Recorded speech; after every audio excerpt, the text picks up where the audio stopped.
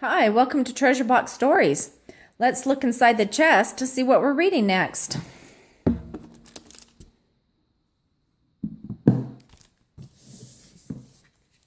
Monkeys and Dog Days. A real dog.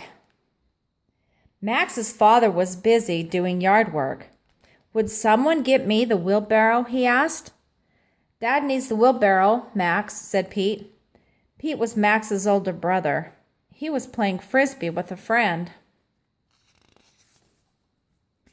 Suddenly, the frisbee sailed onto the neighbor's lawn. Would you get that, Max? Said Pete. Just because I'm the youngest in the family doesn't mean I have to do everything for everyone, said Max. Max got the frisbee and tossed it back to Pete. Then he sat down on the steps and began talking out loud. Who are you talking to? Asked Pete. Rufus, said Max. He's my dog. You don't have a dog, said Pete. Yes, I do, said Max. Not a real dog, said Pete. Max cuddled his imaginary friend. If you put your hand out, Rufus will shake your paw, he said to Pete. Pete put his hand out. He shook his head. What we need is a real dog, he said. A real dog is good company. A real dog is fun. A real dog is a lot of work, said Mom. You can't just imagine cleaning up after it. You have to actually do it. We can do it, said Max. Easy, said Pete. We're good workers. Max got the mop and began cleaning the kitchen floor. Pete set the table.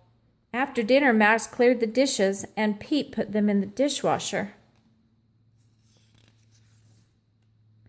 The next day, Dad came home with a surprise. Is it a dog? Asked Max. No, said Dad. It's a book about dogs. We can look at it together, said Mom. Oh, moaned Pete. Max opened the book. He turned to the first chapter. Showing your dog who's boss. Pete read aloud.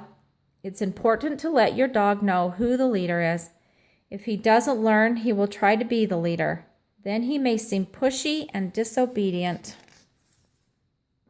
Max read next. Dogs need food, exercise, and love. Just like people, he said. That's right, said Dad. Pete continued reading. It says here that a full-grown dog has 42 teeth, which need to be brushed at least once a week. That'll be my job, said Max. Hey, said Max, it says dogs sweat through the pads of their feet. I didn't know that. Mom turned to the last chapter. It was her turn to read aloud. Dogs get big. Dogs bark a lot. Dogs chew things. Dogs shed hair. Dogs poop, and you have to clean up after them. Are you still sure you want a dog? Asked Dad. Yes, said Max. Pete nodded and turned to the final page of the book. If you give a dog what he needs, you will have a friend for life, he read. Family fudge. Mom and Dad drove Max and Pete to the animal shelter. We'd like a dog, Pete said to the young woman who was in charge. Her name was Maggie. We have quite a few dogs who need homes, said Maggie. I think we can take just one, said Max. That's fine, said Maggie, but we want it to be the right one. Maggie gave them a form to fill out. There were questions about their home. Was it in the country or the city? There were questions about the family. How many people? What were their ages? Good, said Maggie. She brought out the first dog for them to meet. Too big, said Mom. The second dog was lively. It jumped onto Max playfully. Too rambunctious, said Dad. The third dog wandered up to Pete. He lay down and closed his eyes. Too sleepy, said Pete. But the fourth dog was perfect. She trotted right up to Max and waited to be petted. Hi, said Max. Pete rolled the ball to the dog, and she rolled it back. "Good dog," said Pete. Then the dog wandered over to Dad and licked his shoe. "She's cute," said Max. "Does she have a name?" Mom asked. "She's called Fudge," said Maggie. "Welcome to the family, Fudge," said Dad. Fudge had a big appetite. Puppies need to eat 3 times a day. Max measured out her dog chow. Fudge always wanted more. Max shook his head sadly. It was hard to say no to someone you loved. It was Pete's job to make sure Fudge had plenty of water in her bowl. Fudge loved to play. She batted the tennis ball with her left paw. "She's left-handed," said Max. He had read that dogs were either left-handed or right-handed, just like people. Max was left-handed. Every day Max and Pete brushed Fudge. When she got dirty, they gave her a bath. Fudge splashed a lot. "The book didn't say we'd end up cleaning the whole bathroom when we gave our dog a bath," said Max, wiping down the walls. Dad built Fudge a doghouse. Max put a soft pillow inside. "Come on, Fudge," said Max, but Fudge didn't want to sleep in the doghouse. "Now I know where the expression 'in the doghouse' comes from," said Pete. "Not even dogs want to be in the doghouse." Fudge preferred the big house. She listened eagerly outside the door when Pete and Max had their music lessons. She nuzzled them when they gave her a biscuit. She licked their faces when they felt sad. Dog do and dog don't. Fudge grew quickly. She was a smart dog. She learned to fetch, to sit, to roll, and to shake hands. Max always gave Fudge a treat or said, "Good dog," when Fudge did something well. She became housebroken too, but she still needed exercise. Pete and Max took turns walking Fudge. One day it was Pete's turn, but he wanted to play with a friend. "You walk, Fudge," he said to Max. "My feet hurt." Max put Fudge on her leash and led her down the driveway.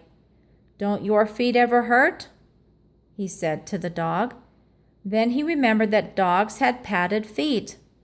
Fudge was hungry after her walk. "It's your turn to feed the dog," Max said to Pete. "Okay," said Pete, but he forgot. He was busy repairing the tail of his kite. Max fed Fudge. Then Fudge rolled in some fresh mud, and Max gave her a bath. "Good dog," he said. Fudge stepped out to dry in the sun. "I don't know where the expression, 'it's a dog's life' comes from," said Max. "This dog's life is pretty good." Pretty soon Max was doing all the work. "That's what I get for being the little guy," said Max. Fudge brushed up against Max's leg and licked his face. Max threw Fudge a stick. "Fetch," he said. Fudge got the stick and brought it back to Max. "It looks to me like you're the big guy," said Max's father. Take me to your leader. The hot, sticky days of summer set in. It was July. "These are what they call the dog days," said Max's father. "Why is that?" asked Pete. "This is the period when Sirius the dog star rises with the sun. It's the brightest star in the sky. People used to think Sirius was responsible for all this summer heat." "Speaking of heat," said Max, "Fudge needs her water changed." He had read that dogs don't like their water too warm or too cold. It needs to be just right. "You do it," said Pete. "I'm late to the park." He gave Fudge a quick pat on the head and raced off. He took Fudge's ball with him. Fudge barked loudly. "Never mind," said Max. He poured Fudge fresh water and walked her into the shade. Fudge lay down for a nap with her paws in Max's lap.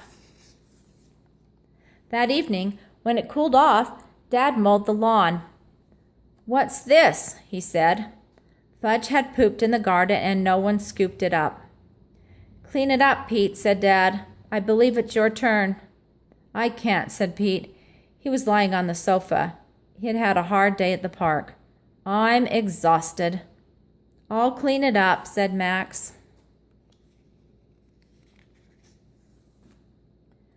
The next afternoon, Pete's friends left for summer camp. Pete was alone. "You want to play, Fudge?" he said, tossing the dog a twig. "Fetch." Fudge did not fetch. "Sit," said Pete, but Fudge stood up on her hind legs. Then she walked over to the tree and pooped. Pete got the tennis ball and tossed it. Fudge ran after it, but she brought the ball back to Max. Max gave Fudge a pat on the back. "Good dog," he said.